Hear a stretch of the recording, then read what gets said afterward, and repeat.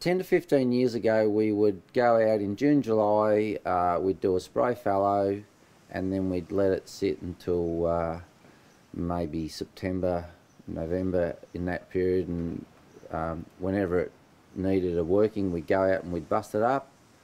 Then hopefully it would go over harvest, and say January, February, we'd be back there, we'd work it over, we'd do a couple of more workings, and this was all using a full cut system.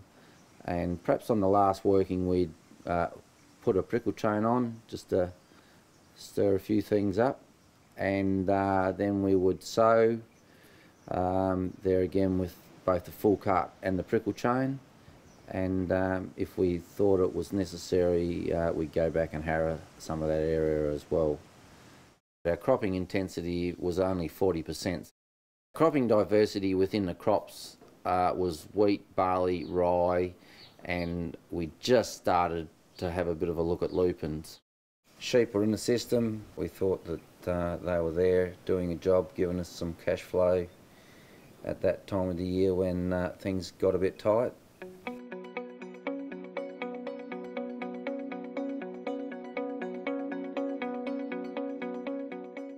The main challenge we faced with farming 10 years ago was soil erosion. And we could not sustain the topsoil loss at that rate, and it was our best soil that we were losing, and a lot of the farm was becoming, or not, perhaps not a lot, there was a percentage of the farm that was becoming unproductive due to the erosion. And also a combination of sheep and summer weed control, or weed control in general. We just needed to be a lot more targeted with what we were doing. Yeah, and we were having trouble sustaining the sheep and growing good crops at the same time.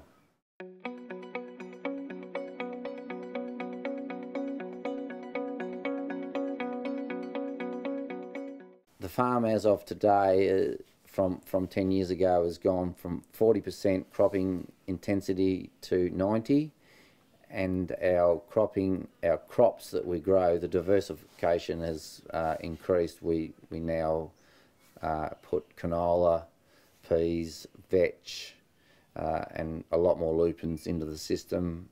We have taken rye out, and we've gone to a no-till farming system, retaining all of our stubble, which and we don't burn, and we don't burn stubbles, and we retain as much stubble in the paddock as we can.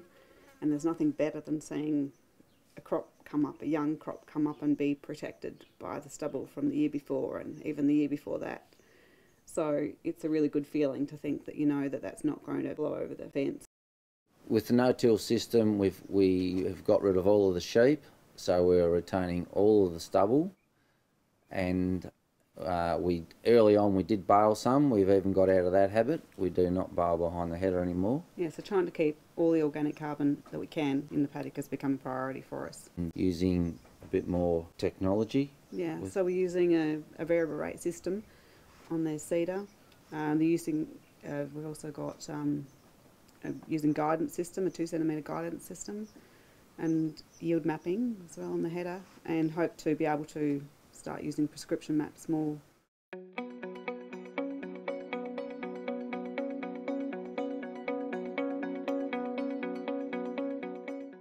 The information that we required to make the change, I guess, came through varying channels, and our land care group, we had a really tight-knit land care group, small committee, and a lot of people in the area were trying to recognise the need to change at a similar time. So it gave us the opportunity to really band together, I guess, and hold some field days. And we went to Western Australia on a field trip.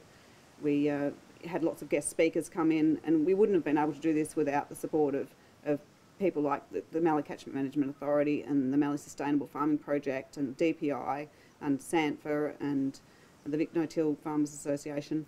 All those organisations gave us the enormous amount of assistance and resources to be able to take that education and run with it.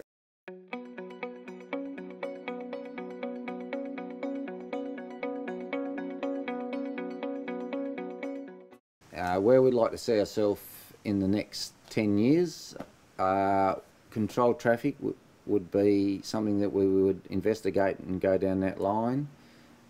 We would like to improve our variable rate maps off of our yield mapping. And use prescription maps much more efficiently and target them better, probably with using a consultant, and maybe even incorporate some EM38 mapping. We'd need to look closely at some weed seeker technology on the boom spray, reduce our reliance on chemical through that, and also a weed destructor on the header. And I'd like to be down at the beach and calling shots off with my mobile phone, but anyway. And have some children on the farm would be good, but we're working towards that.